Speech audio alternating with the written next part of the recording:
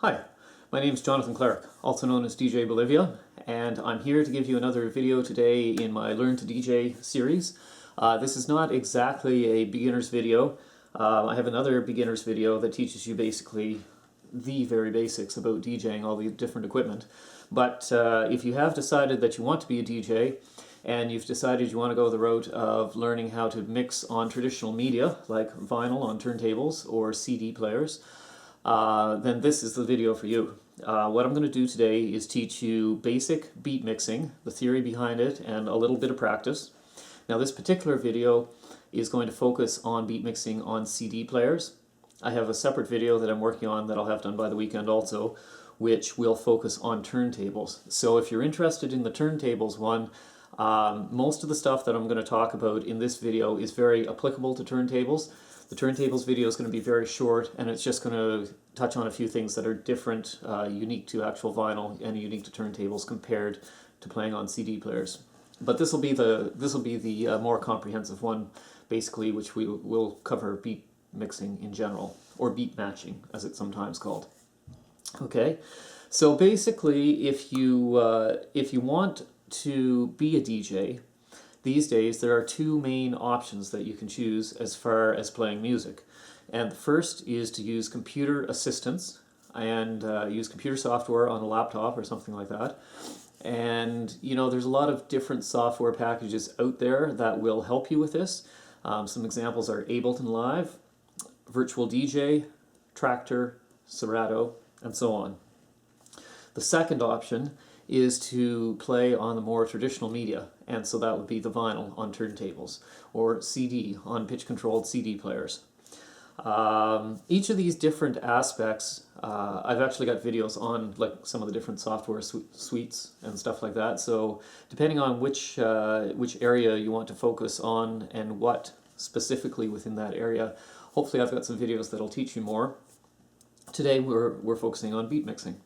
Now, as far as traditional media goes, vinyl has been around for decades and decades, and I guess basically vinyl was big in the 60s and 70s. Now DJs in the 1970s had a little bit of a bonus because Technics came out with a turntable, I think around 1972, and it was called the SL1200 turntable. And this became an industry standard piece of equipment for the next 30 odd years. Okay, so this turntable had an advantage over other turntables that had come before it because this one had a pitch control fader on it. Now, why would you want a pitch control fader? I've heard, I don't know if this is true, but I've heard that back then a lot of record pressings were not that consistent or accurate. And so the original idea of the pitch control fader was so that people playing a record could speed it up or slow it down slightly to account for inconsistencies in the vinyl. I really don't know if that's true. But regardless of why the pitch control faders became placed on the turntables, DJs quickly found that they could speed up and slow down records, and they liked this. Now, you've got to remember that when you're DJing, your job is to keep people dancing on the dance floor. And DJs found that the time when most people left the dance floor was not in the middle of a song, it was as a song was ending.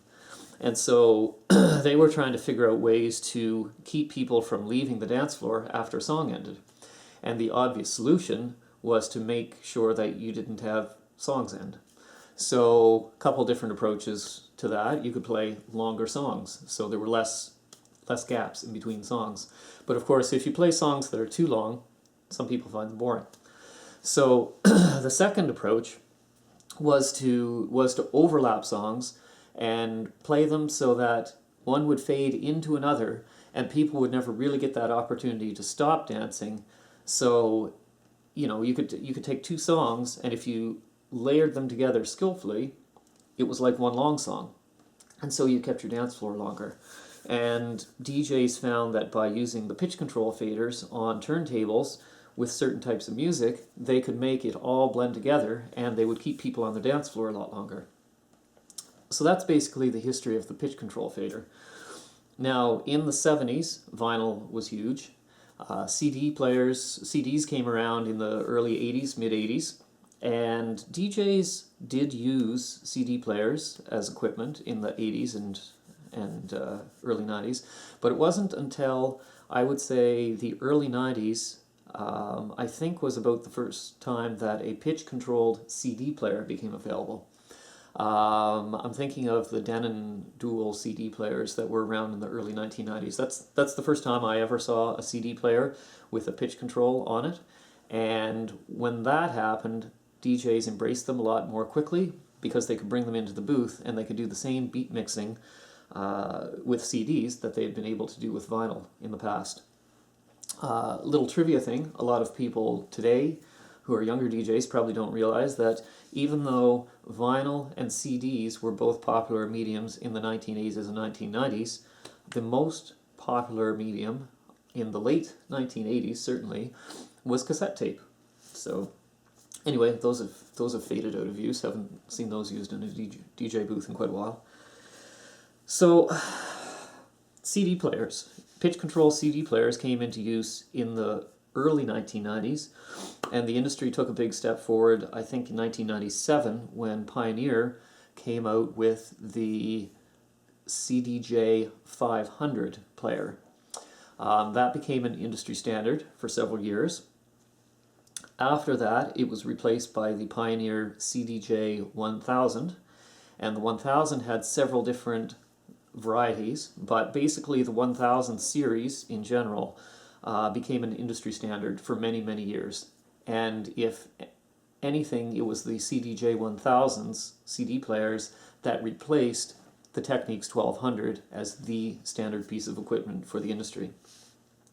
Now, in the last few years, I guess around, I don't know, the late 2000s, the CDJ 1000 was eventually discontinued, and Pioneer started pushing the 2000s. The 2000s had a better display.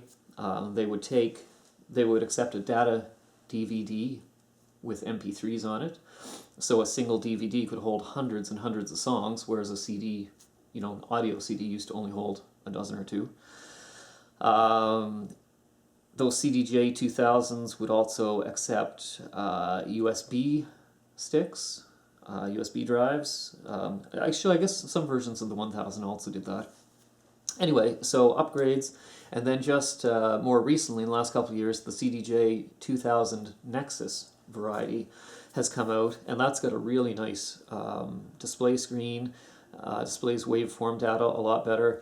It's got some fancy features, like you can actually, if somebody's nearby with an iPhone with music on it, the CD player can actually play music from that person's iPod through a wireless connection. So some pretty crazy technology advancements considering what things were like 20 years ago, 25 years ago, when people still used cassette tapes. So that's kind of the basic history of the different media. Now, a lot of DJs, a lot of young learning DJs ask me, what do I recommend in terms of how they're going to learn to DJ? Do I recommend computers, or do I recommend using vinyl and CDs? There's no easy answer to that. It totally depends on the person. Now, there's pros and cons to both. For example, with a CD player, you have a lot of versatility. Let's talk about laptops first. With laptops, you have the versatility of a larger amount of music that's easy to carry around and portable. Like, for instance, if I were to fly halfway around the world and play a show in Japan, and I wanted to carry records, it's pretty annoying carrying 30 records through airports for 20 hours. If you switch to CDs, you can carry all that information. Instead of that being your carry-on, you can carry everything on a couple CDs. With the new technology, USB keys, you can carry thousands of songs on a single USB key in your hand. So portability and convenience is definitely an asset with laptops. Another thing is that with laptops, you've got a wider selection of music, because just about anything that's out in digital form you can play. And if you happen to be someone who produces your own music and you finish producing a track, a version of a track on a Friday afternoon, and you want to play it that night at a show, you can play it, and you'll see how the dance floor reacts. You'll kind of get some feedback there, and then you can go back and make changes to your song and play a different version the next night if you need to. And if you were restricted to, well, you could also do this with CD players now. If you were restricted to vinyl, to turntables, there's really no way to do that unless you had access to somebody with a record press and use an acetate dub. Very expensive, time-consuming, and just not easily feasible. Some DJs did it, but digital is the way to go if you want to try out your own stuff. So versatility is an advantage with laptops.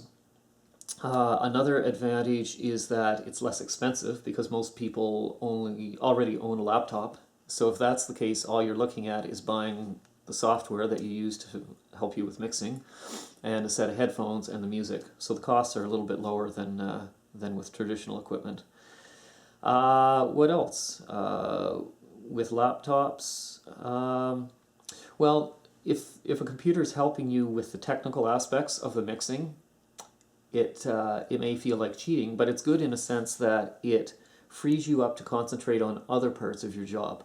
So if the computer's helping you with mixing, you can focus more on programming. Programming is the word used to describe what songs you pick. So, you know, if somebody, it doesn't matter how good a technical DJ somebody is, if they play music that people don't like, they're not going to have very many people on their dance floor. So programming is a huge, huge part of DJing, probably a far bigger part than the technical skills that you might have or not have.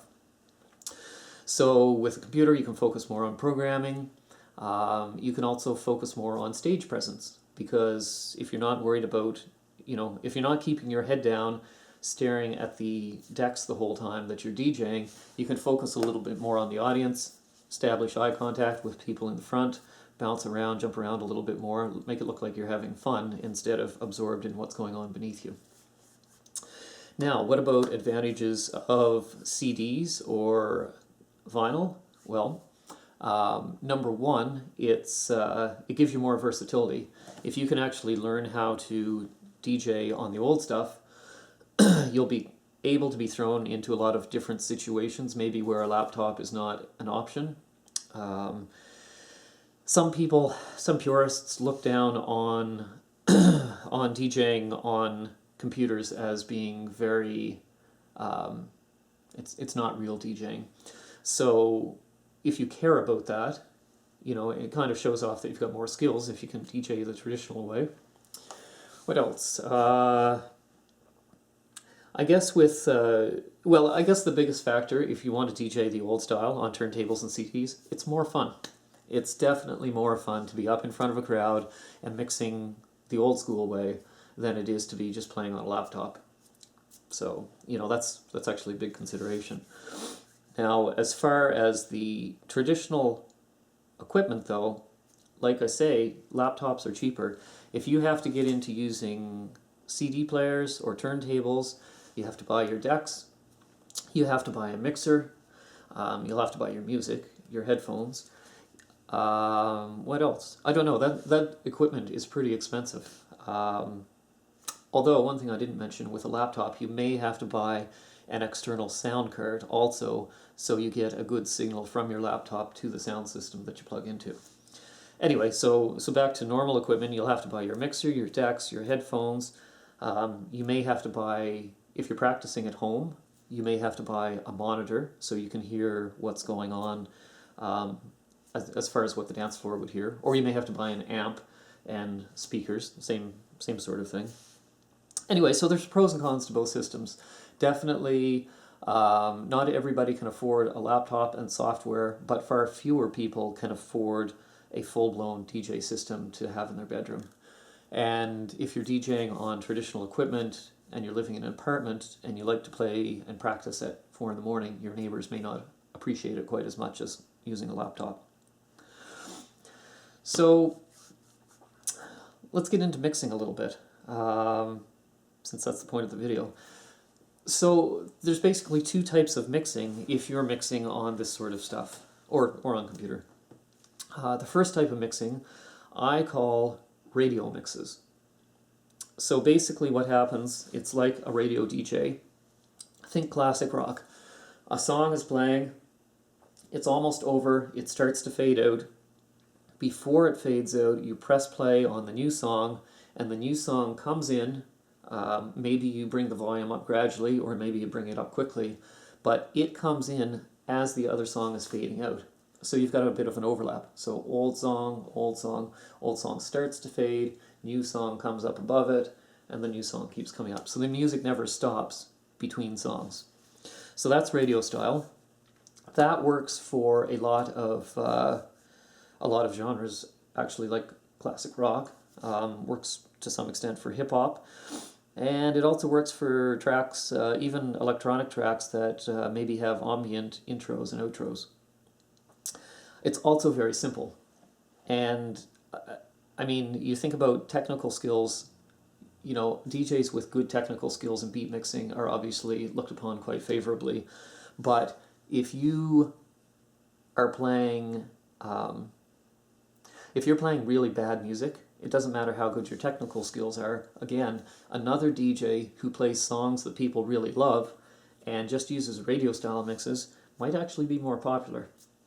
So I don't want to downplay the importance of technical skills, but programming is big. So anyway, radio style mixing can work, and even myself with electronica dance sets, very occasionally I'll do a mix that way. It depends on the songs. The other type of mixing is beat mixing or beat matching. And what happens with that is you sync up the speeds, the tempos of two different tracks, and so usually whatever is playing that the dance floor can hear, you don't adjust the tempo of that track very much. You do most of your tempo adjusting, if possible, in your headphones that the dance floor can't hear of the new incoming track. But once you've got it to the point where both tracks are the same speed, then you find a point to start the new song so that the beats overlap. Because you don't want to have, say my left hand up in the air is the existing song that the dance floor hears, and say my right hand, sorry, that's backwards for you, what you see on the screen is my left hand, the low hand is the new incoming song. You don't want to have it so the beats are going boom, boom, boom, boom, boom, boom, boom. That's not good. Or boom, boom, boom, boom. You want to have them synchronized perfectly. Boom, boom, boom, boom. Because that gives that flow that the dance floor likes. So you have to synchronize the tempo of the two tracks, and then you have to synchronize the position. And if you've got both synchronized, then you can mix one out and the other in gradually. You can have both playing at the same time, and it sounds pretty smooth if you do it right. So that's what beat mixing is about, and I'm going to try and teach you a bit of that today. Now, let's talk about genres. Beat mixing is typically used most commonly in clubs, at warehouse parties, at electronic music festivals, stuff like that. It's used in most electronic music. And so electronic music is the name for usually computer produced dance music. That's where the term came from. But it's often 4/4 time signatures, which means it's got the quote-unquote 4 on the floor beat. It's like boom, boom, boom, boom, boom, boom, boom, boom. There are some exceptions. Dubstep is kind of a half-time beat quite frequently. Yeah, there's exceptions.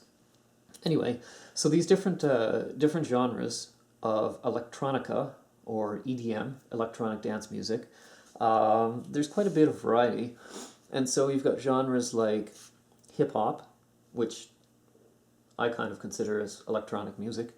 Hip-hop and house music seem like they have very different characteristics, but it's funny, they're actually very, very strongly related. They both kind of started together and branched off about 20 years ago, but they are two of the most closely related genres out there overall.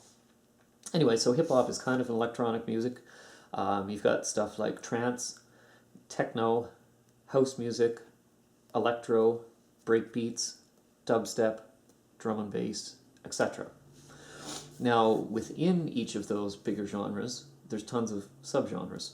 Like, for instance, you look at house music, and you've got things like deep house, tech house, tribal house, disco house, progressive house. I could probably name 30 or 40 different types of house music. All of those are kind of related as a family under the name house music, but they're pretty similar in a lot of ways. Now, if you don't know much about different genres of electronic music and you want to learn more, I highly recommend that you do. And the best place to do that is there's a site called Ishkur's Guide to Electronic Music. It's hosted on Digitally Imported, and it's a fantastic website. It's been around for quite a few years, and basically it's got a kind of family tree. It's got all the big genres, and then you can click on those and go into maps of all the different subgenres, and it kind of explains how they evolved, when they evolved, and you click on the different subgenres and there's descriptions and there's lots of samples from actual songs from that genre, so you can kind of hear and understand, read about them. Now, a lot of this website is very tongue-in-cheek, a lot of sarcasm, a lot of humor, but that doesn't detract from its value as a learning tool. Great for people trying to learn the stuff, and it's still amusing. I still look at it quite often. It's pretty easy to go on there, even for an experienced DJ, and spend an hour or so looking at stuff and learning a little bit and laughing at the same time. So, Ishkur's Guide, I recommend you check that out. Now, as far as tempo ranges go, we should look at the approximate tempo range of each of those genres. So, this is my own opinion only, but I would say that hip-hop music generally is going to be between 60 and 105 beats per minute. That's a huge range. It's the biggest range of any of the genres I'm going to talk about here. And that's one of the reasons why I think hip-hop is some of the hardest music to mix. If you have two songs that are more than about 10% apart in tempo, it's very difficult to synchronize them so they're the same speed, because you've only got so much room to play on. Like a turntable, your pitch fader only goes up to plus and minus 8%. So if they're more than 16% apart, then you just physically cannot mix them properly. But even towards the outside of that range, it gets very difficult, because you may have to slow the existing song down. You have to do all sorts of stuff. Basically, I would recommend that if you're trying to mix stuff effectively, you should try and have everything within a 10% range, and even that's pushing it. I would prefer to see stuff within a 5% range when I'm mixing. With hip-hop, you just can't do that easily. Your best option for hip-hop is to know your music well and slowly ramp up. So, play songs at 60, then some at 64, then some at 68, and ramp up throughout the night. That's about the only easy approach. I have a lot of respect for hip-hop DJs because they've got more challenges than someone who plays in a tight range. So, looking at tempos of other stuff, house music, you're probably looking at anywhere from about 115 to 135 beats per minute. Techno, probably you're looking at anywhere from 125 to 145. Dubstep is about 135 to 145 BPM most of the time. Electro is probably similar to house, but a little tighter range, maybe 125 to 135. Drum and bass probably is the fastest, probably 150 to 180 BPM. Some of these genres are easy to mix together because you can go from, say, house to electro to dubstep fairly well if you're playing stuff in the 130 to 135 range, because all three of those genres kind of overlap that range. Little bit tricky going from house at 135 to drum and bass at, say, 170. Your best option there is to try and find a track, say the drum and bass track that you want to start with. If you can find one that's got an ambient introduction with no beat, then as the house song is fading out, boom, boom, boom, boom, you can have that drum and bass track playing in the background underneath, like, and kind of fade it in that way. Okay? So let's teach you some theory about beat mixing now. So I'm going to go to the whiteboard for this part of it. Before I can demonstrate beat mixing on the equipment, we need to look at it from a theoretical point of view. And this is really, really difficult for some people to understand. So bear with me. Hopefully this will make sense to you. Basically, when you're trying to synchronize the beats from two different songs, two different records, you have to worry about two things. You have to worry about the tempo, the speed of the records. They have to be the same. But you also have to worry about the relative position of the beats on the two records. Now let's assume that we have two tracks. Here's track A, and here's track B. And let's assume that the beats happen on a regular basis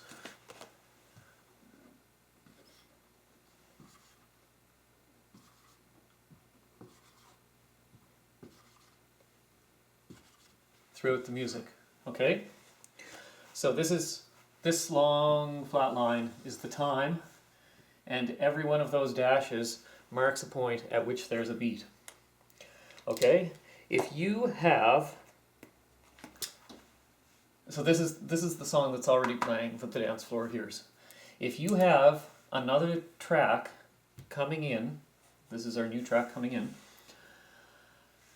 we can have two problems. It can either have the speed could be too fast or too slow.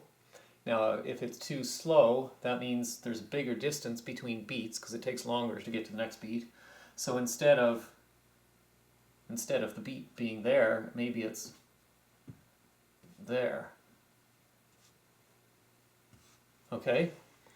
So even though this beat might be synchronized, they fall at the same time, because this is going slower, the second beat doesn't fall where it should, it's late.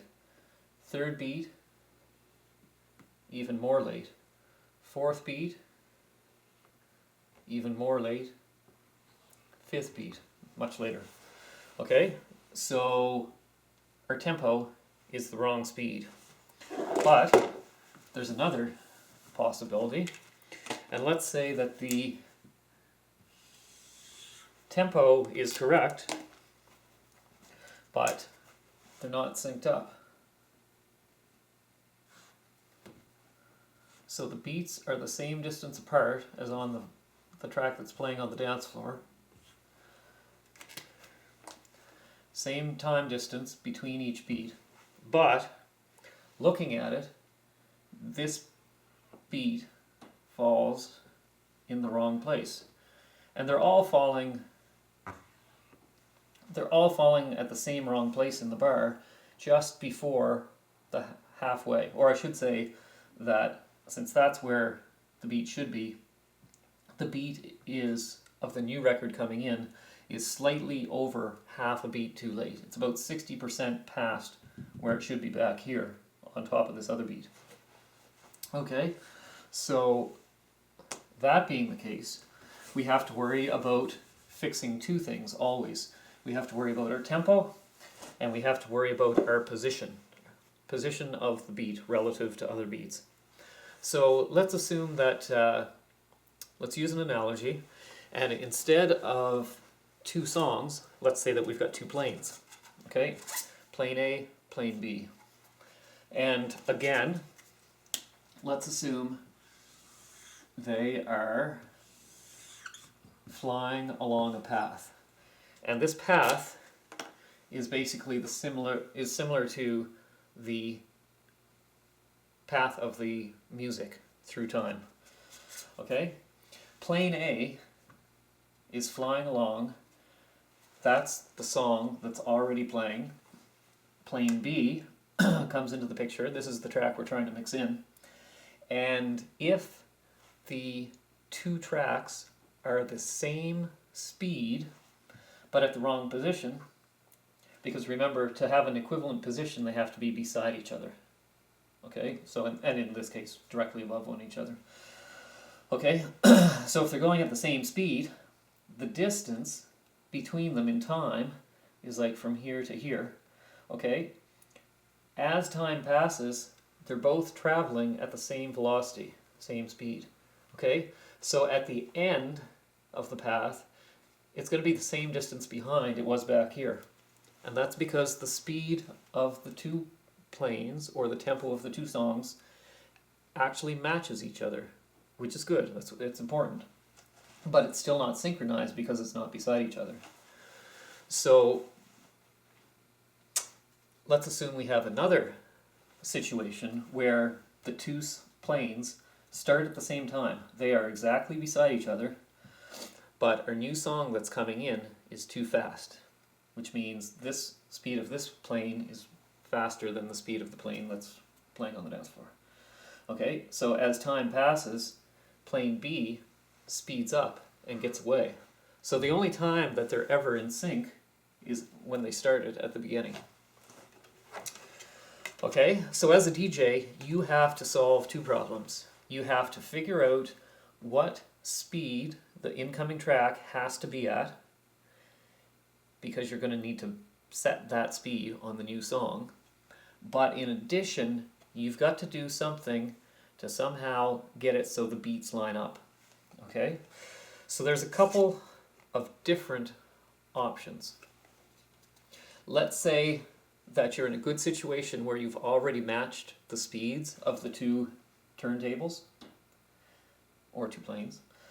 Okay, so they're traveling along at the same velocity, which is great, but this one's behind. So what you do is you give the turntable platter, CD platter, a bump. Okay, and it's as if there was a giant fly swatter in the sky that came up behind plane B, smacked it,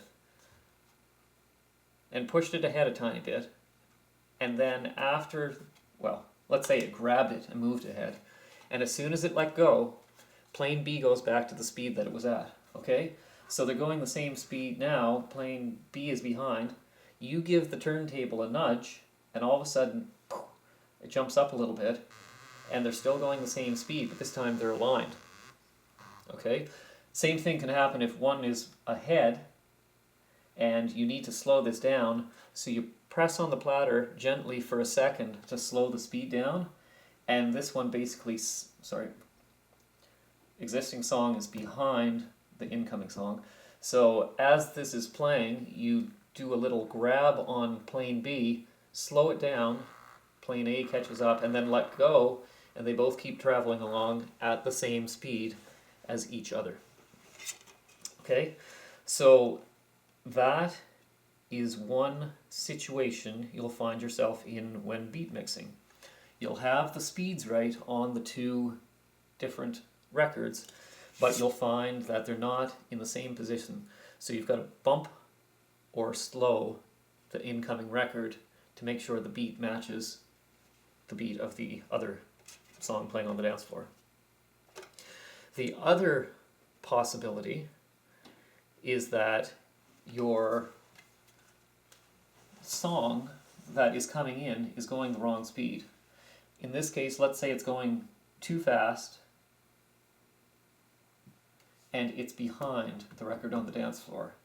Okay, so as they travel through time, plane B is going faster, so if you didn't touch it, plane B is going to catch up to and match and then continue on and overtake plane A, the dance floor song.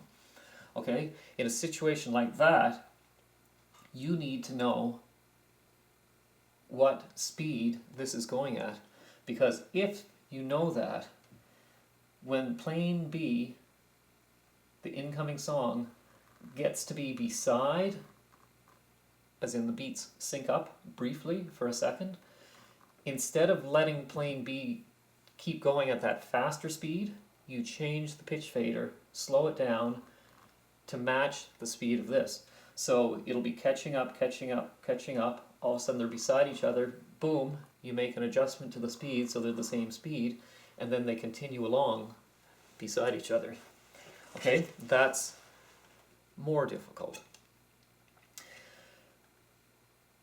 Because that is more difficult, I'm going to teach you the first way of beat mixing. The easy way is to start the songs off at the same place. And then it's more obvious when you're learning, if they start off at the same place, to figure out whether this song is going too fast or too slow. Because the song going out to the dance floor goes at whatever speed, but the one that you're cueing, if it is behind, you know, say 5 or 10 seconds later you realize it's behind, then you realize this is too slow. 5 or 10 seconds later, if it's too fast, this is too fast, so you've got to adjust your pitch fader. So the easiest way to start beat mixing is to always have the songs starting with the beats at the same place. Okay? Now, you don't want to be pressing play on both, because let's assume that we need to learn as if this is real life. Okay, so get this song going. And then at some point on your incoming song, time pressing start on that track so that this starts on the same beat as any one of the beats of the dance floor songs, okay? Because that gives you your synchronization, even though it's temporary, okay? And then let the song that you're that's coming in, let that get ahead or behind, and then you'll realize, okay, my pitch is either too fast or too slow because it gets ahead or behind. So what you do is you go back to your pitch fader and you make a tiny adjustment. If this song is going too fast, then you slow down a little bit. If this one is too slow, speed it up a tiny bit. Okay? Then stop this record, this CD, whatever, and then start listening to the beat again of the existing song. Time it again so you hit start again on this one at the same time that there's a beat happening on this. Okay, so the same thing's going to happen. Your song is going to get ahead or fall behind. But after you've done this several times, each time, like say the first time our level was right there and we were going too fast. So you move it back a bit. Second time, going too fast. In fact, it's going way too fast, you realize this time. So you slow it down quite a bit. Third time, it's right there. That time, perhaps you realize it's going too slow, so you need to speed up. So the fourth time you start it, you put the tempo there. That time, you realize it's going too fast again, but just barely. So you try a smaller decrease. And then the next time, it's going just a touch slow, so you try right there. And maybe that's the perfect level. Okay? So by using this method of waiting till you hit a beat, till you hear a beat that you want to start this one on, the new one on, you start it and figure out if it's going fast or slow, make your pitch adjustment. Each time you're going to be getting closer to the right level. Okay? Now let's say, we'll use the blue marker this time. Let's say that this is an extension of the pitch fader. So we're at +1, +2, +3. Let's say that the record that we're trying to match is at +3. Okay? Assume in this example it takes you 5 times starting the record, letting it play for 5 or 10 seconds and thinking, oh, that's too fast or slow, fixing your pitch fader, and then going back to try it again. 5 times through that whole process before you figure out the speed. Okay? Maybe the first time you're here and you know you have to slow down because this represents, say, +6.5. Okay? So you slow it down the second time. You know you're still going too fast though when you listen. So you think, okay, I've got to slow it down again. So you slow it down to here. You listen again and realize, oh, you're going too slow because you're at -2 and it's supposed, sorry, -2 and it's supposed +2 and it's supposed to be +3. You just feel that it's too slow. So you know, okay, I have to go back, start again. I have to speed it up, so you try a level right here. This time it's too fast. So you go back, repeat the whole process, slowing down the pitch a little bit, find it's right there. You think, oh, that's so close, I'm just a tiny bit slow. So you repeat the whole process yet again, finally you get it, okay? So basically what's happening here is when you're using this method, you're going to be doing a whole bunch of adjustments on your pitch fader every time you give it a chance to see whether they stay synchronized, to see whether it's the same speed. But what'll always happen is you'll find you're basically coming closer and closer, reverting to a mean. Now, it may not be that you cross this many times. It may be that your pattern kind of looks like this, and then you make a mistake, and then you come closer, and eventually you figure it out that way. It could be that you're all over the map and you can't decide if it's too fast or too slow because you're close to the speed, but it's hard to tell. And maybe you end up going like this, but eventually you'll figure it out. Okay?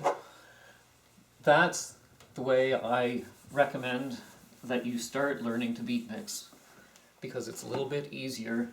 If it's sometimes hard to tell the relative speeds of two songs. You'd think it's pretty easy, but it's not.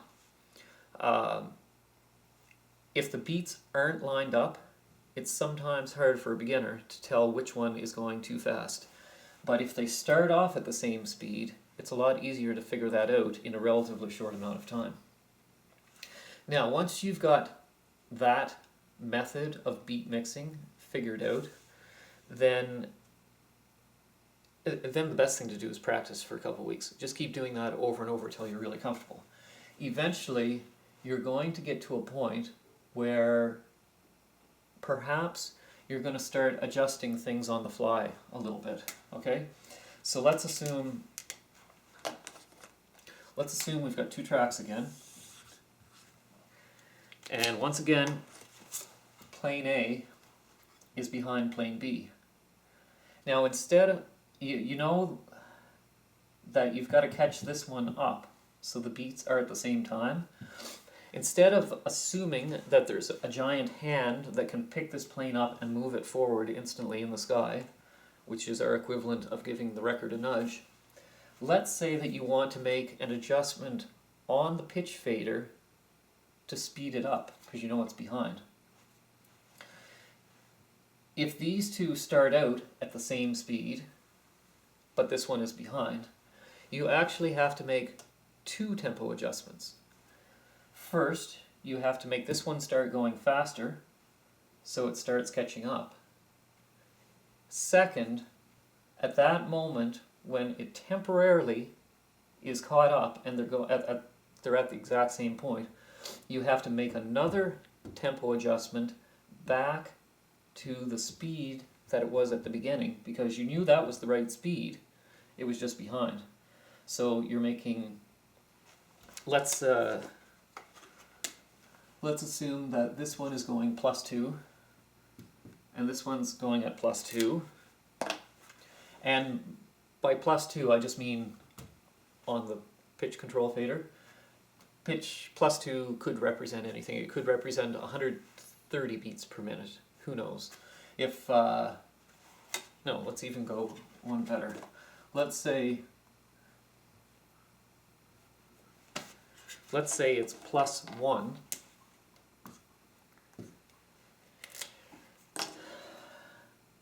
This scale is in percentage points. So if it's at +1, then it's 1% faster than it's supposed to be going. Okay? It's a terrible percentage sign.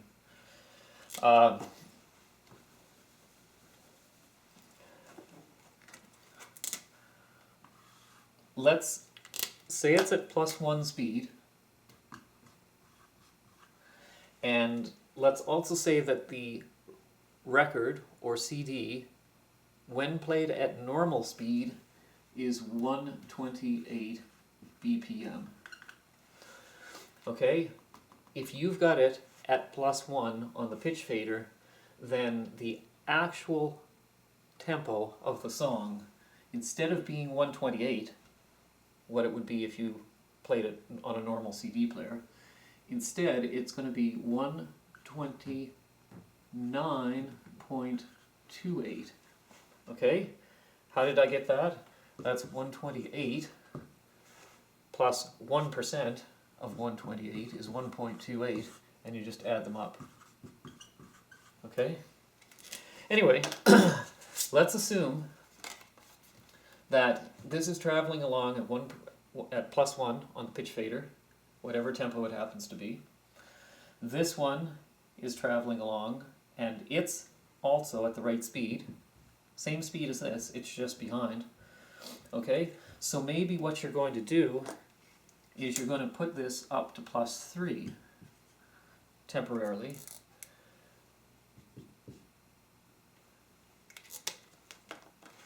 So if you can envision this, they start out going the same speed, coming into view. You realize that you need to speed it up temporarily to catch up. So you go up to +3, from +1 to +3 on your fader, and then B starts catching up to A. Catching up, catching up, catching up. Then all of a sudden, when they get beside each other, you quickly drop the pitch fader back to +1. Then they're beside each other and at the same speed. Okay? So if I can illustrate this, let's pretend this is our pitch fader. This is +1, +2, +3. For your for your track that's playing to the dance floor, you never touch it. It's always at +1. For your track that you're bringing in, it starts off at +1. You realize that it's going the right speed, but it's behind. So you temporarily speed it up. You wait till it catches up and it's in sync, and then you slow it back down to where it was. Okay? So you'll find that you're giving a little speed up on the pitch fader and then back to the original once they're in sync. Okay? The only thing that's a slight problem with this example I just gave you is that it's misleading by saying they're at the same speed when they're at +1%, when each of them are. That's because the records may not have been the same tempo when they were recorded. Okay? If both records happen to be at 128 beats per minute, then yes, then at +1 they're going to be the same. Actually, if they started out at the same speed, at any percentage they're going to be the same. If they match at 0, then they're both going to match at +6. They're both going to match at -4. But you've got to remember, most of the time your records are not starting out at the same speed. They weren't recorded at the same speed. So to put this into perspective, let's say that to make them be at the same speed,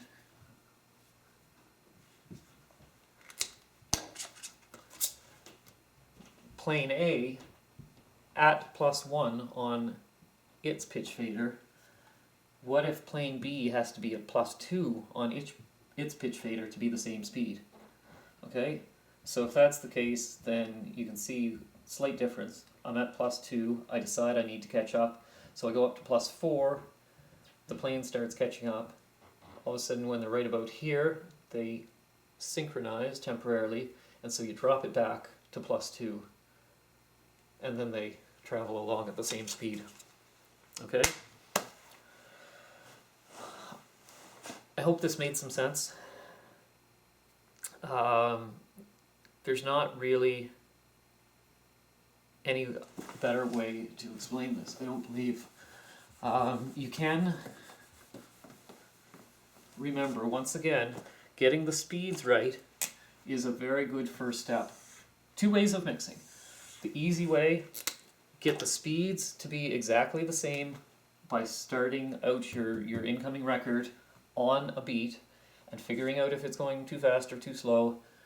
restarting it and adjusting your pitch fader, coming back and doing that process over and over again till one of the times when you start this one, it goes at the same speed and the beats stay synchronized. That's the easy way. Start learning it that way. But eventually you'll get to the point where you want to start bumping your record because you know that they're at the same speed. You just have to catch it up to synchronize the beats. Okay? And that's where you start playing with touching the turntable. When you learn the first way, by just trying to match the speed from a beginning of a beat, you're never really touching the turntable. All you're doing is pressing play, decide if you're too fast or too slow, then stop the CD player, fix your pitch control, go back and do that again. Do that process over and over again. So that's an easier way to learn because you're never touching, bumping your turntable platter. But eventually you'll get to the point where you start feeling comfortable because you intuitively know that your speed is right and you're just a little bit behind or a little bit ahead. And so you'll start experimenting with, can I just give this a tiny push or a tiny slowdown? Okay, that's the theory. I hope this made sense. Let's see if we can demonstrate this in practice. Okay, so one thing I think I forgot to mention earlier when I was talking about the different genres, I forgot to mention trance. And trance probably averages usually around 130 to 145 beats per minute. Okay, anyway, let's talk about the equipment. The setup I've got here is a little bit complicated today for the video. Basically, I'm recording from 3 cameras. The one I've been talking to you on, one over here, and another one up above that facing straight down on the equipment to show you what I've got. Now, I have, for a mixer, I have a Pioneer DJM 600, the one I've usually been playing on. For CD players, I have Pioneer CDJ 2000s, so fairly new, not the most new. These aren't the Nexus variety, but they're pretty nice players. Now, instead of playing off actual CDs, I'm playing off USB keys. And the concepts are exactly the same. I just, I don't have CDs here to burn to put into these. And for the music that I'm going to be playing today, I am going to be using a couple of tracks that I own the copyright to, so there won't be a ton of variety here, but that's just to make things a little bit easier from the YouTube side, not to be playing copyrighted tracks that belong to somebody else. Okay, in terms of technical stuff, if you're curious about how I've got this set up, my cueing, normally I would be listening to cueing on the mixer through these headphones, and what I've done is actually run my cue out into a headphone splitter, and from the headphone splitter I've got one feed to the headphones, but I've got another one going to an audio recorder here, so I can actually record exactly what I'm hearing in the headphones and put that through on YouTube. When you're watching this on YouTube, for the section where I'm actually showing you some beat mixing stuff, it would probably be beneficial if you're listening in headphones, because that way you'll be able to hear the left versus the right a little bit better.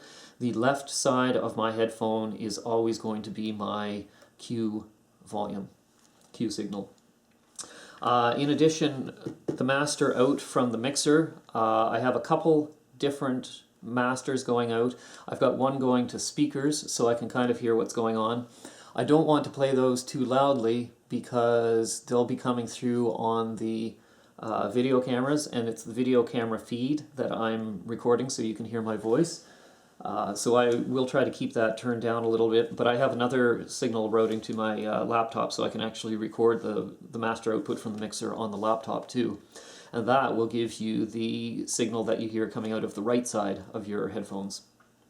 Okay, now as far as teaching you how to beat mix, this is not necessarily the best equipment for me to be using because this is kind of fancy stuff, and you don't need all of these bells and whistles to learn how to beat mix.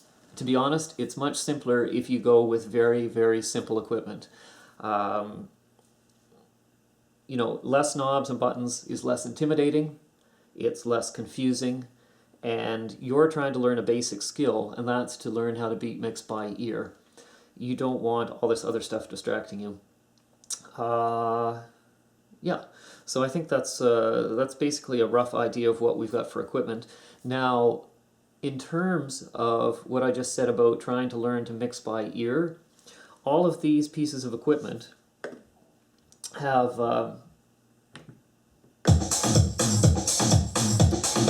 they have beat counters, and so you can see this is at about 125 beats per minute. And if you look on the mixer also figures out what the approximate tempo was, and it will display that eventually up in the up in our readouts, 125. So this is something that I consider to be a big problem, because if you're trying to learn to beat mix, it's bad for you to learn beat mixing when you can see the tempos. So usually if I'm teaching somebody how to beat mix, the first thing I do is cover up all of the beat counters. And that way you cannot cheat. You have to learn how to do it by ear, which is very, very important. Okay? Yeah. Now, as far as a crossfader goes, different styles of music use crossfaders more than others. Like hip-hop, a lot of hip-hop DJs will excuse me. A lot of hip-hop DJs will use the crossfader continually. Turntablists, people like that.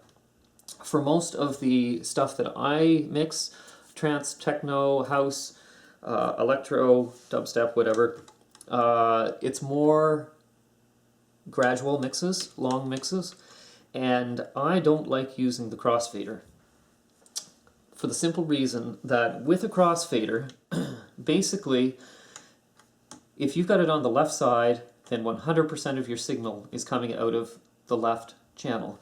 And by the way, I have this deck, left deck set up on channel 1, right deck set up on channel 4. So with the crossfader all the way to the left, 100% of the signal is coming out of channel 1 and 0% out of channel 4. Flip it over, then it's 100% channel 4, 0% channel 1. In between, it's like a constant, it's a constant mix. Now, you've got different crossfader curves that determine the speed at which the volumes, the relative mix changes as you move across. But either way, basically you're looking at, in a very, very rough sense, say 100%, 0%, 90%, 10%, 80%, 20%, 70-30, 60-40, 50-50, 40-60, 30-70, 20-80, 10-90, 0-100. You can see it always adds up to the same amount of signal. So, you know, one fades out gradually, the other fades in gradually.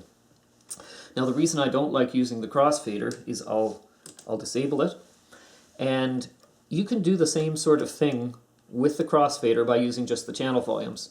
This turns up the volume of channel 1, this turns up channel 4. So you could have it like 100, 0, which is the same as there. You could have it 90-10, same as there. You could have 80-20, 70-30, 60-40, 50-50, and so on, right across. So by using the channel faders alone, you can do everything that the crossfader does. But the advantage of the channel faders is, in addition to emulating the crossfader, you can do every other combination. You can have 100% of this one and also 90% of this one. You can't do that with the crossfader. There's no way to get 100 of the left side and 90 with the crossfader. So this gives you a whole lot more flexibility. So instead of your mixes being very even, one in and one out, let's say that the track on the right side on channel 4 is a very soft track. As it's fading in, you might fade this one out a bit, but bringing this one in a tiny bit doesn't do any good because it's too soft. So you may find that you have to fade this one in a lot as you're fading this one out. Okay? Hopefully that makes sense. So that's why I always disable the crossfader when I'm teaching people how to mix. Once you're comfortable with mixing, you may find there are certain applications where a crossfader is handy. when you're doing beat juggling tricks and stuff like that, but for basic beat mixing, you can ignore it. Okay, EQ buttons. They are useful when you're making a mix because within the frequency spectrum, the stuff that overlaps the most noticeably is the lower bass frequencies, the kick drum, that sort of stuff. So if you're mixing two songs and they are not perfectly synchronized, the part that is going to let dancers know that they're not perfectly synchronized is usually the drums, the kick drums, the bass.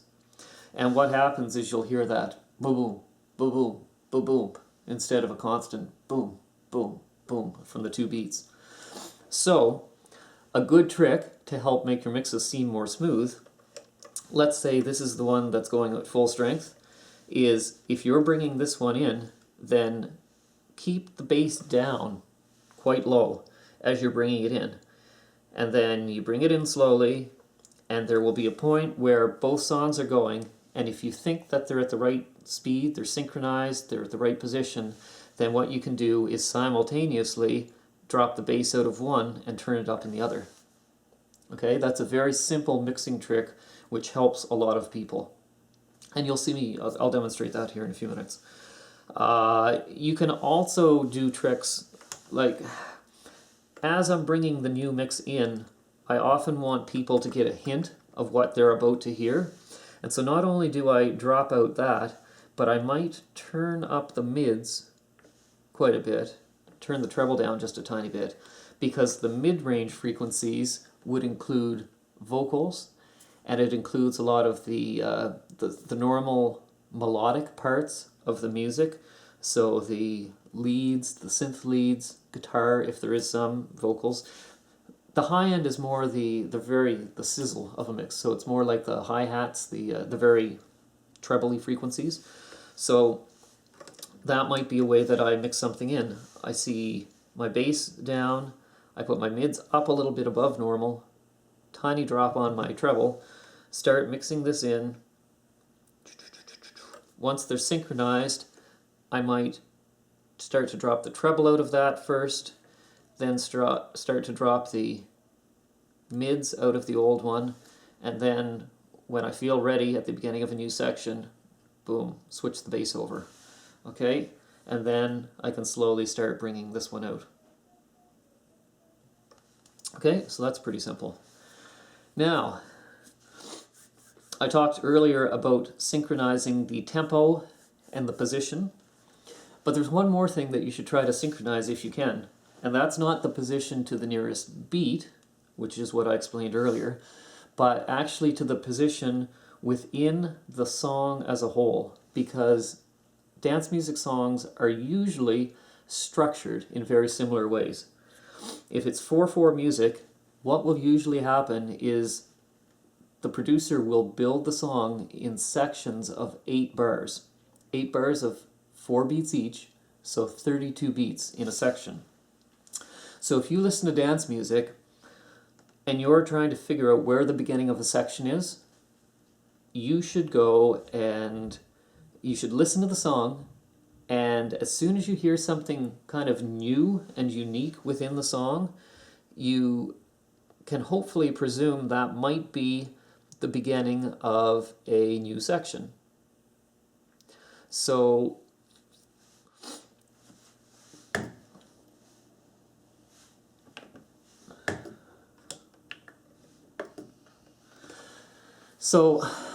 when you get to that point, start counting. Okay, you hear a beat that you think is the first beat of a new section, so start counting along with the beat. 1, 2, 3, 4, because there's 4 beats per bar, but that first number is going to be the bar number. So it'll be 1, 2, 3, 4, 2, 2, 3, 4, 3, 2, 3, 4, 4, 2, 3, 4, 5, 2, 3, 4, 6, 2, 3, 4, 7, 2, 3, 4, 8, 2, 3, 4, 9. When 9 is about to come in, very frequently the dance music is going to kind of reset. So you'd go back to 1, but it's interesting that you'll notice that the music usually makes its big changes at that point. Okay, dancers any common dancer, any practiced dancer kind of understands this intuitively, as do most of the DJs. And that's why you kind of know when is a natural time that it feels like the song is about to make a change. Okay, so let's put this into practice, I guess, and let's look for a section. Okay, so we're going to try and wait for a change in the music, and then we'll start counting as soon as that happens. 1, 2, 3, 4, 2, 2, 3, 4, 3, 2, 3, 4, 4, 2, 3, 4, 2, 3, 4, 6, 2, 3, 4, 7, 2, 3, 4, 8, 2, and change. 1, 2, 3, 4, 2, 2, 3, 4, 3, 2, 3, 4, 4, 2, 3, 5, 6, 7, 8, 1. Okay, see how easy that is? So start getting used to counting bars and beats. Because if you have a song that's about to come in, you're bringing a new song in, and you've got the tempo synced, and you've got the tempo synced between the two songs.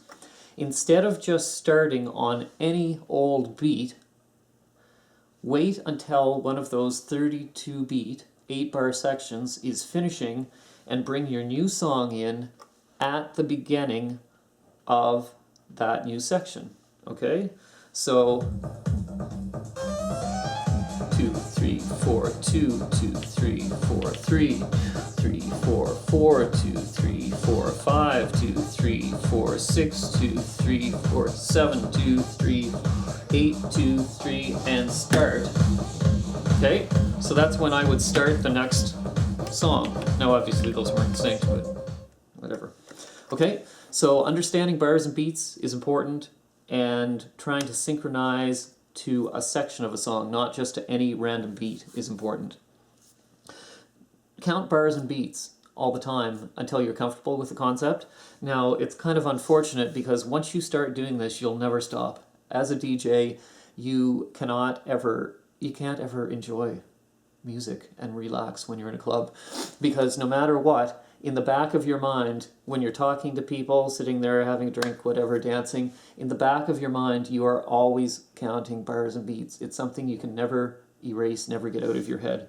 So I apologize for having just taught you that, in the sense that you'll never get rid of it.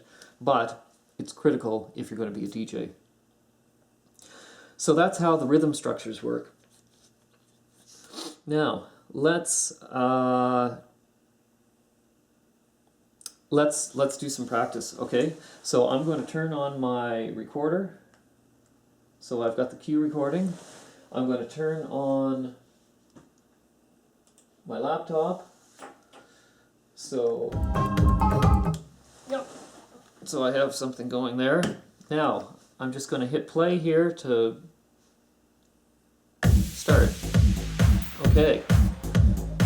So, like I told you, first thing that we have to do is try and get the speeds the same. So I'm going to play this. I'm not putting the volume out of channel 1 to the dance floor. I'm just going to play it in my ears.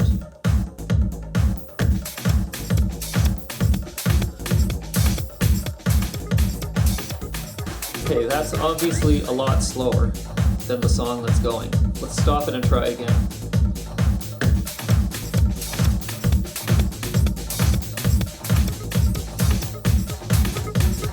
Still too slow. I'm over-exaggerating here, but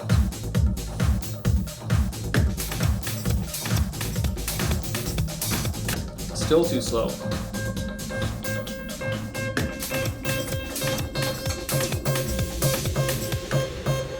Okay, I'm running out of room on my pitch fader here.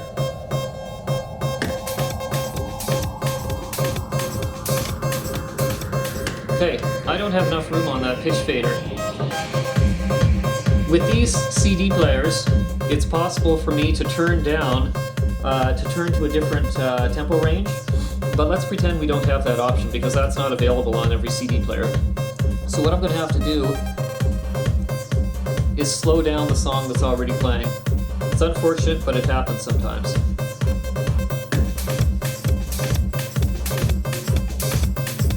Still too slow.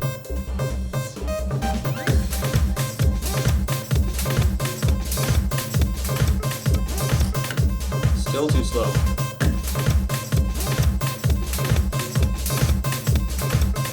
Getting close, but it's not possible, so let's slow down more over there and try again.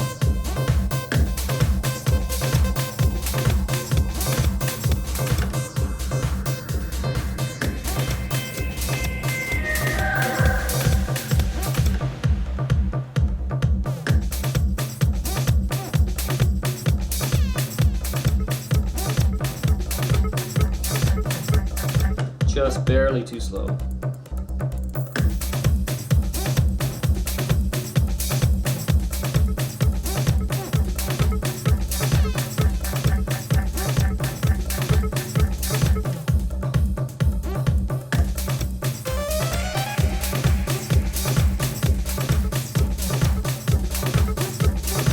Just a tiny bit too slow still.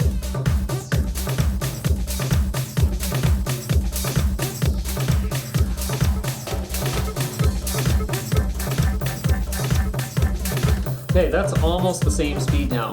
I think I'm at the point now where I can use small adjustments to keep it in track. Now, let me give you a background on these particular CD players, because a lot of people ask me why I play on CDJ instead of vinyl setting. There's two different settings here, and for vinyl mode, it's exactly like a vinyl record. You can press down on the record and stop it. And then you can spin it forward and backwards. Okay? So you could start it like you would a vinyl record.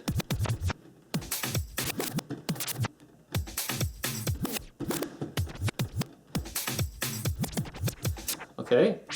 Now, I learned to DJ on vinyl, and that's all I played on for a long time. Now, you would think that vinyl would be the mode that I would like to use the most. Many of the old school DJs, well, actually a lot of DJs prefer to be using vinyl. However, let me show you something. That stops the music entirely. Moving it to the side, even though this is attached to the platter, you can't stop the vinyl by changing things here. You can slow it down or speed it up, but you can't stop it because it's pressure sensitive on the top. So it's got two different functions here. To New York.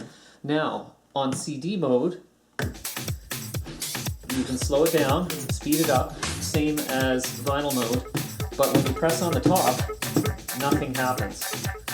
So, now, that's the big difference.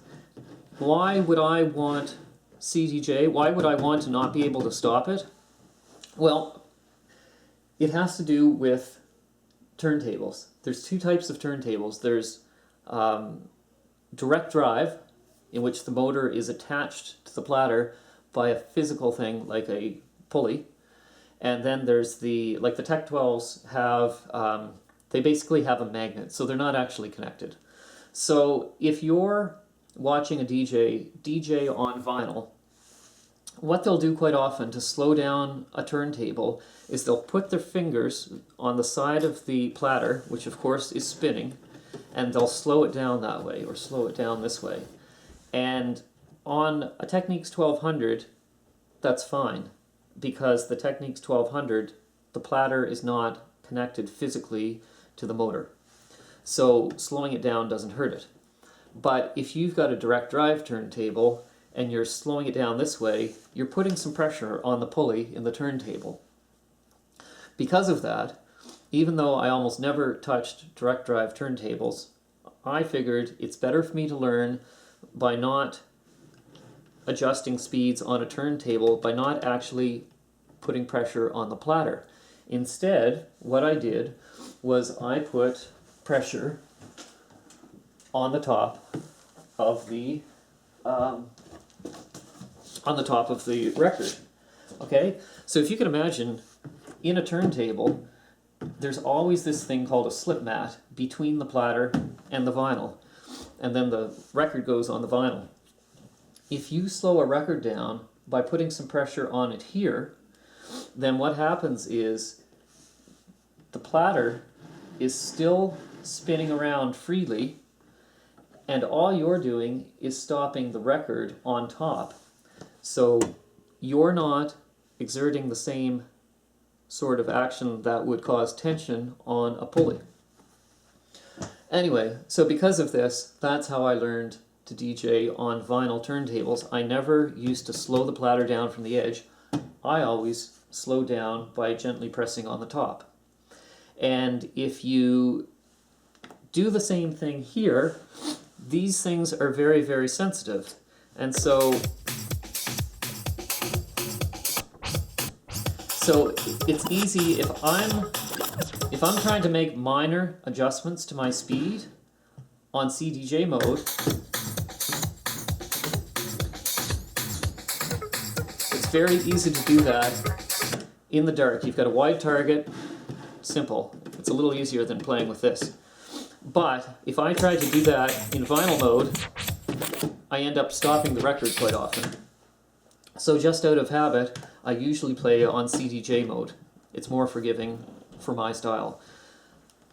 I don't use it all the time because it's not very easy to cue on CDJ mode.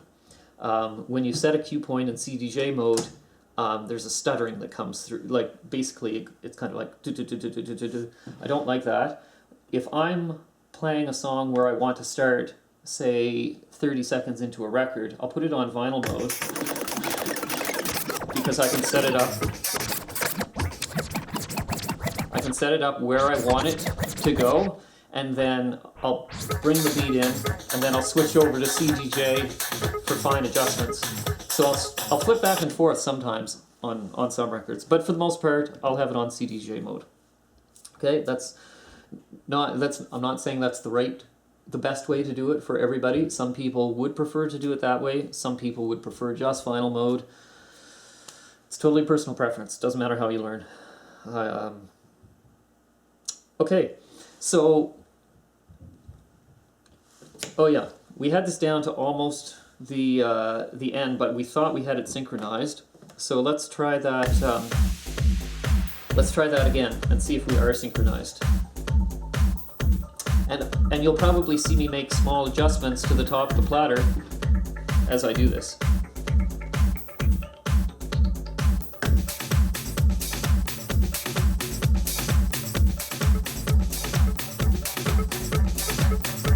I think that's still a tiny bit slow.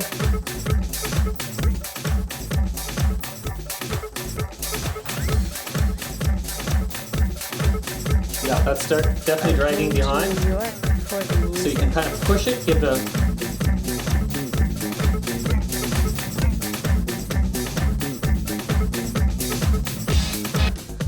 I'm going to slow this down quite a bit more to make this more obvious.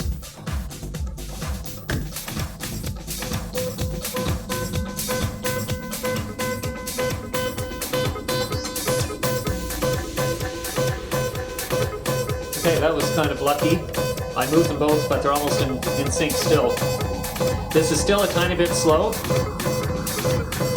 came to New York for the music.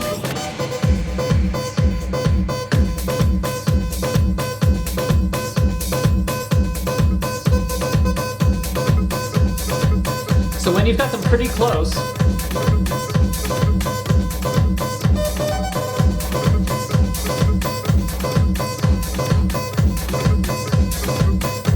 actually, this is too fast.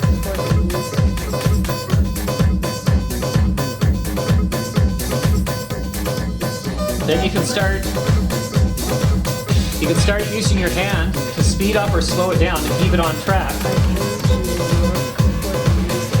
And then just keep making tiny adjustments. I know I had to slow that down, so I slowed the pitch down.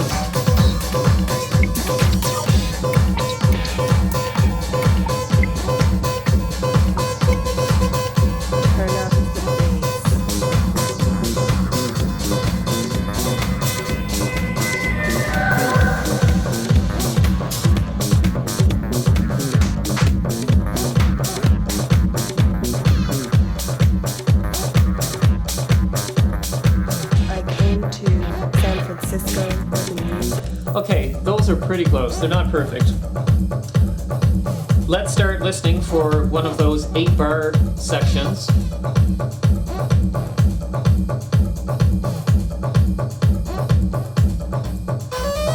One, two, three, four, 2, 2, 3, 4, 3.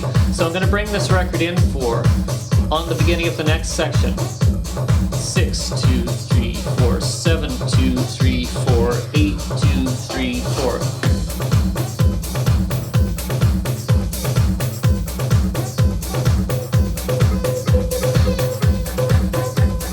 Okay, that sounds good. So I'll fade one in and the other out.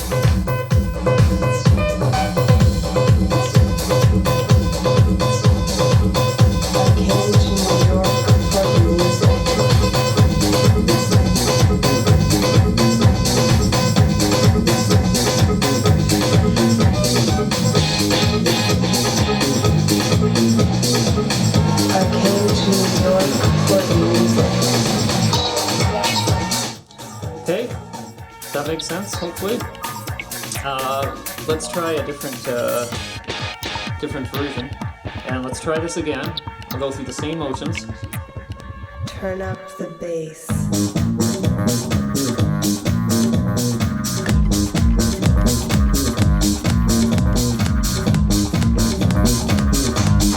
Okay, that's too slow.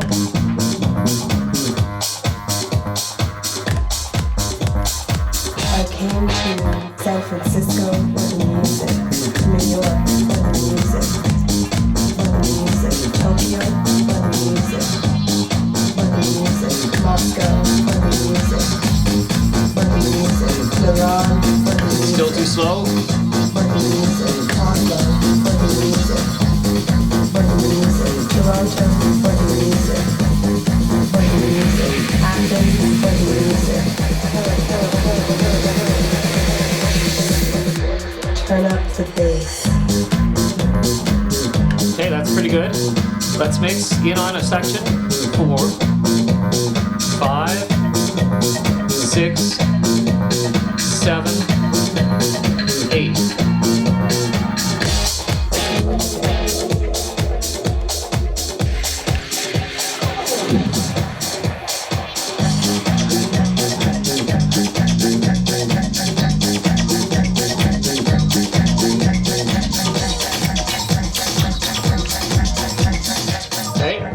I just took it out there because it got a little bit too fast. So I'm going to back my speed off a tiny bit and try it again. This time, what I'm going to do is I'm going to cut the bass like I explained earlier, and that should make it less obvious if I've got a little bit of a flub in the mixing. I'm going to turn my mid up just a tiny bit, my treble down a tiny bit. Let's give it another shot. I'm always counting in the background which bars that we're at 8. 1, 2, 3, 4, 2, 2. See, always in the background, know what bar you're at. It becomes natural before long. 5, 6, 7, 8.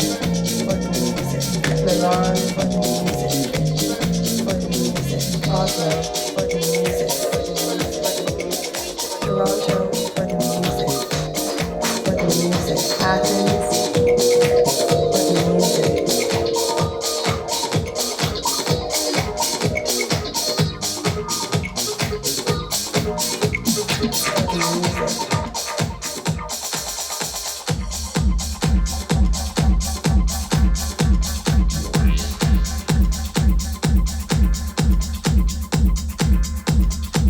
Okay, let's try that again, going the opposite direction. Again, turning the bass off, turn the treble down a bit, mids up maybe a tiny bit.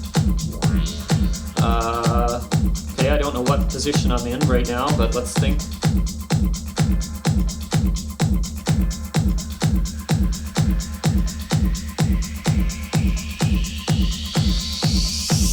One, 2, 2, 3, 4, 3, 2, 3, 4, 4, 2, 3, 4, 5, 2, 3, 4, 6, 2, 3, 7, 2, 3, 4, 8, 2, 3, 4.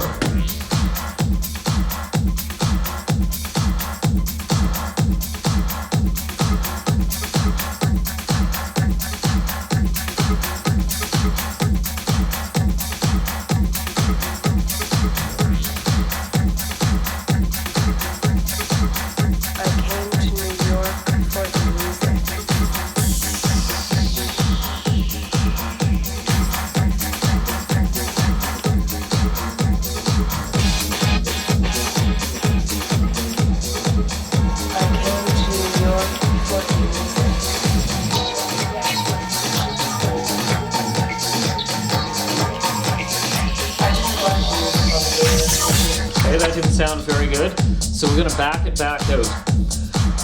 One thing that you should learn is if you are in the middle of a mix and it starts to fall apart on you, either cut the thing back out that you were just trying to mix in, take a minute to calm down, regroup, make sure your speeds are right, try bringing it in a second time, or if you've got it to a point where it's really kind of overpowering, get rid of the old record. Now, I'm talking about beginners here who are trying to learn to recover from a bad mix. It happens. It even happens to pros once in a while. But what you have to realize, if you're going to make a mistake, it's better to just get it over with. Make the mistake quickly. So if you notice that things are getting badly out of sync, it's usually better, unfortunately, to slap out the old one, keep the new one in, and just have like a quick bad mix. Because a quick bad mix that the dancers notice as really obvious, they mostly forget about after 4 or 5 seconds because they've got a new beat they can work with. But if you have beats that are not overlapping and you prolong the agony by having them both going at the wrong speed, out of sync, for 8 or 10 or 14 seconds, then you're just inflicting undue amounts of pain on the dancers. So you screw up, do it quickly. Okay, we'll try this once more. 7, 2, 3, 4, 8, 2, 3, 4, 1, 2, 3, 2, 2, 3, 4, 3, 2, 3, 4, 4, 2, 3, 4, 5, 2. It's hard to mix when you don't have a beat. The global underground. The global underground. 2, 2, 3, 4, 3, 2, 3, 4, 4, 2, 3, 5, 2, 3, 4, 6, 2, 3, 4, 7, 2, 3, 4, 8, 2, 3, 4. The global underground. The global underground. The global underground. The global underground. The global underground. The global underground. I think that's going a tiny bit too slow, so I'm speeding it up. 3, 4. I missed my entry there.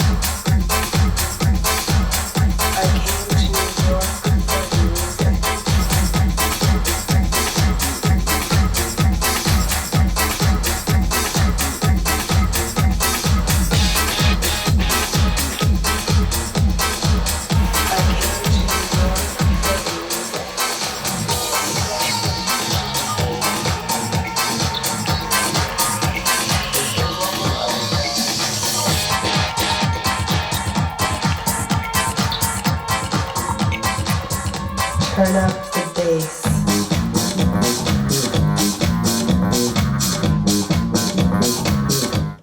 Okay, so that's basically how it's done. Unfortunately, there's not a whole lot more I can teach you. You understand the theory behind beat mixing. You understand some of the tricks that you can use to bump the record ahead or to pull it back.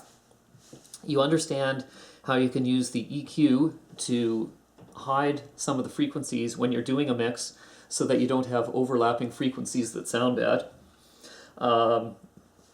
You can use some effects to help you mix, but if you can't mix without the effects aren't going to help you a lot. They can make some pretty cool sounding mixes, but you have to learn the basics of just how to beat mix before you should start learning about using the effects to help you beat mix. Okay, the last thing I will teach you quickly, groove riding. There's a term called groove riding. Now you saw how what I did with that technique is I would play, say this is the song coming in, I'd play 3 or 4 bars of this and try and figure out, is that too fast? Is it too slow? I'd stop it, I'd make an adjustment, and then I try again. And I keep doing that over and over again, getting my pitch fader closer and closer to what the proper tempo is of the old record. And you've got to remember, you're under a little bit of time pressure here because you've only got a few minutes before that record ends. So this is why you practice a lot at home. And this is why it takes months to learn to get good at this. Anyway, so each time that you play it, each time that I played it, I was bringing the pitch control closer and closer to where I thought it should be until I thought I was in the right spot. Or at least I was extremely close. And then when I start mixing, they should be pretty much in sync. And if it goes slightly out of sync over a period of, say, 30, 40 seconds, then hopefully you can do a little bit of bump to speed this one up, or a little bit of a pullback to slow it down to keep them in sync. Okay, the other way to do it, which professional DJs, once you're comfortable with beat mixing, you may want to start doing it this way. Groove riding means you never touch the platter of your CD player. You are constantly moving the slider up and down. Now, if I was trying to, let's say the proper speed of this record is such that the pitch control has to be exactly right there, okay? If the song is playing, I start off somewhere around the middle, and I realize it's too slow, so I quickly speed it up. When I get to the point, I probably speed it up too much. Perhaps I don't speed it up enough, and I realize it's still falling behind, so I go faster and faster. Eventually, it gets to a point where I can sense that this is going faster than this, and it's starting to catch up. Once it overtakes this record, then I'm in trouble because I'm going too fast and I'm too far ahead in position. So I have to cut it back. And by cutting it back, all of a sudden it's going to slow down, decelerate, and eventually it'll fall behind this record again. And so it's like a pendulum. Actually, let's say that the proper speed is right there. You kind of end up going too far one way and then compensate, and you go too far the other way, and then you compensate too far this way, and you're bouncing back and forth on either sides of the correct tempo. But over time, you'll get to the point where your swings, instead of being big swings like this to try and sync them up, they're getting tighter and tighter and tighter, and you're making very minute adjustments to get the pitch in. But I'm never actually playing with the platter to do that. I'm doing it all with the pitch control. Okay, so let's try that.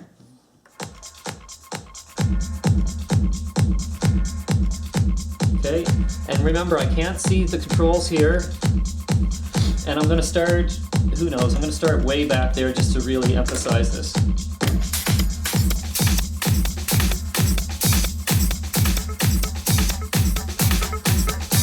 Okay, I got a problem. Let's try again at a different speed, because this, even at its full speed, was not catching up.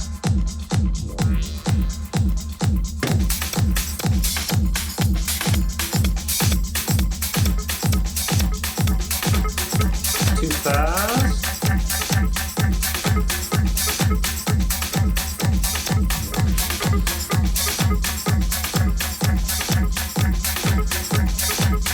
I came to New York for the music.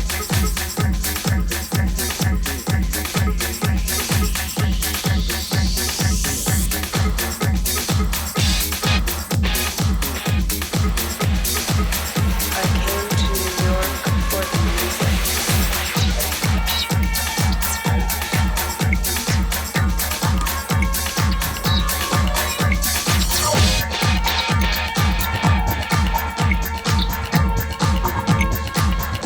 Turn up the bass.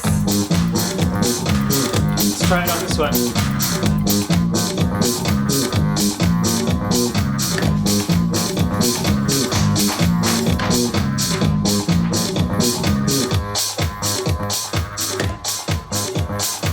I came to San Francisco for the music, New York for the music, Tokyo for the music, Moscow for the music, Milan for the music, Oslo for the music. music. Toronto for the music. For the music. Athens for the music. Turn up the bass.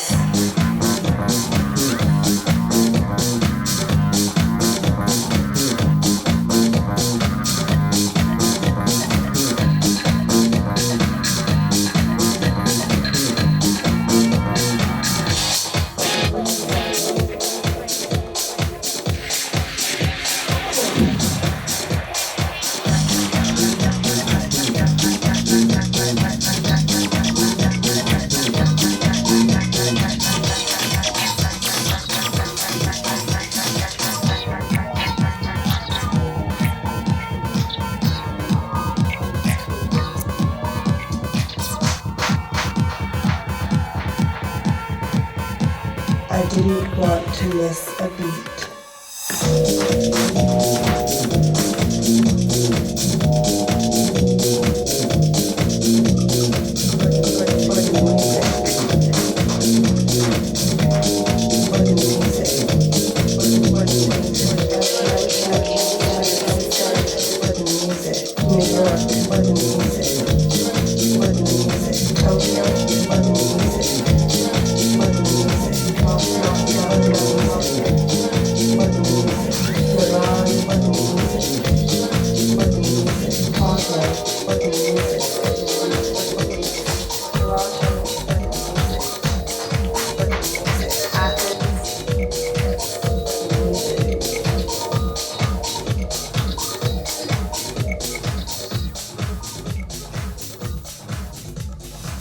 Okay, so no point in doing a whole bunch of other mixes here. Basically, that gives you a couple to watch to see what I did. The groove riding stuff, don't try to learn that yet. If you're just learning basic beat mixing, learn the basics first. Do that until you're good at it for a couple months. Eventually, it'll just come to you intuitively that you want to start learning the groove riding part. Okay? So what I'm going to do is I'm going to try to put together a couple mixes of my radio show over the next 3 or 4 weeks, where I mix the entire thing on. I've actually already got one online, episode 150 I did a couple of weeks ago, and that's all filmed. You can watch that if you want a little bit more of a full 1 hour tutorial example of what I'm doing. I don't really explain what I'm doing there, but based on what I've told you here today, you should be able to see. And that's one of the best ways to learn, is to watch another DJ. So I'll try to do 2 or 3 more of those, maybe one on vinyl and a couple on CD, and that'll give you some stuff to watch. But basically, all you need to do is practice, practice, practice. There's nothing else I can teach you. You know the theory, you know you have to get the speeds to be the same, and then from the speed, you have to get them so the beats are overlapping, and that way you can listen and assess to make sure that your speeds are the same. And once you've got them like that, then maybe stop it and wait till you come around to the beginning of a 8-bar section, start again, so that your positions within the song are synced according to the section, and then just bring one up and bring the other out. That's all there is to beat mixing. I know, that sounds too easy. It's not. It's lots of practice. Some people catch on to basic mixing in a single evening. They are the exception. For most people, it takes a couple of weeks before you feel comfortable with the speeds enough to be able to get them in sync constantly. But even once you're at that point, once it clicks and all of a sudden you're like, I know how to do this, it's still going to be a couple months before you're making really, really smooth, consistent mixes all the time. Okay? So don't be frustrated by the fact that it takes forever to get good at this. If I can give you some last-minute advice, number one, if you get a gig and you're going to be beat mixing for the first time, practice constantly before the show. Know your music, and I mean, for me as a DJ, I like a little bit of spontaneity, so I don't like to pre-plan my sets and stuff like that. But if you're a beginner DJ, you should keep playing the same records over and over in a different order all the time, just so you know your music inside out and you're comfortable with little nuances of each song. So practice constantly. and go into the gig with the mindset that you are going to screw up a couple mixes. Because if you don't, you're going to get flustered. If you think you're going to screw up a couple, then when it does happen, inevitably, you're not going to get quite so upset and frustrated. And that's the problem. If you get frustrated, your mixing goes downhill. A calm DJ does a much better job. So if you make a mistake, move on. Nothing you can do about it. Just keep going and try and make the next one better. Try not to repeat tracks in a night. I hate that when I hear a DJ play the same song twice in a night. Stay sober. Don't be drunk. Don't be stoned. You may think that you do a better job when you're not sober, but that's just because you're not sober and you're not judging well. If you want to treat DJing as something that you really want to do, take it seriously and stay sober. And finally, if you want to learn more, all I did today was basically talk about basics of beat mixing on one type of equipment.